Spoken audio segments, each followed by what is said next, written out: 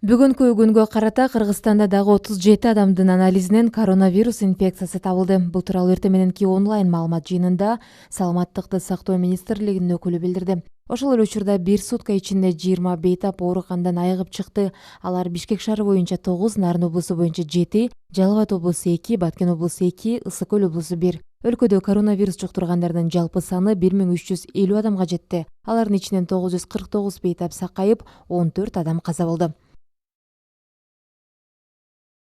Бүгүн Оренбург облусунан Бишкекке Кыргызстандын 448 жараны жиберилди. Бул тууралуу Кыргызстандын Орусиядагы элчилигинен билдиришти. Кыргызстан жана Казакстандын өкмөтүнүн макулдашууларынын негизинде Бузулук районунда топтолгон жарандар Оренбург шаарынан 9 автобус менен жөнөтүлдү. Казак тараптын шартына ылайык кетип жаткан жарандардын бардыгы медициналык текшерүүдөн өтүп, анын жыйынтыгы боюнча тиешелүү күбөлүктөр берилди. Ошентип Оренбург облусунун аймагында, анын ичинде Соль-Илецк шаарында жана Бузулук районунда бир дагы Кыргызстандын жараны калган жок.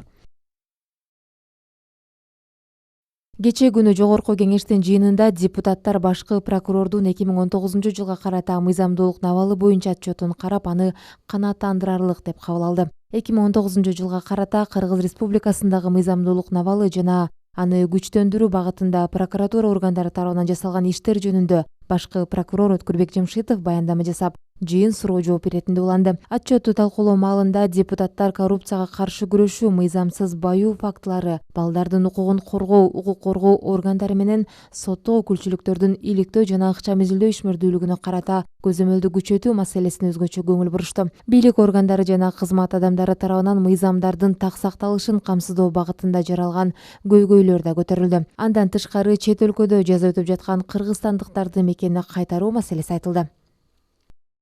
Үстүбүздөгү жылдын 1-июлунан тарта май куюу станцияларында муунай затты автоматтык эсептөө системасы ишке кирет.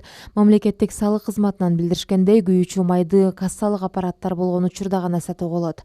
Төлөө фактысы катталып, чек берилбесе, бензин же дизелдик отунду куюу мүмкүн эмес. Мындай чара күйүүчү майлоочу материалдардын жүгүртүүсүн көзөмөлгө алуу үчүн киргизилет.